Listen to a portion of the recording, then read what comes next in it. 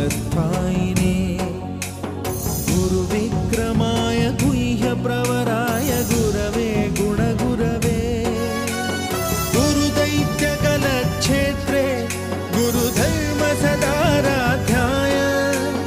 गुरुपुत्रपरित्रात्रे गुरुपाखण्डखण्डकाय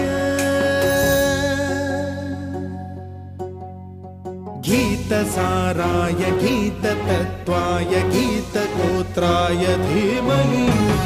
गूढगुल्फाय गन्धमत्ताय गोजयप्रदाय धीमहि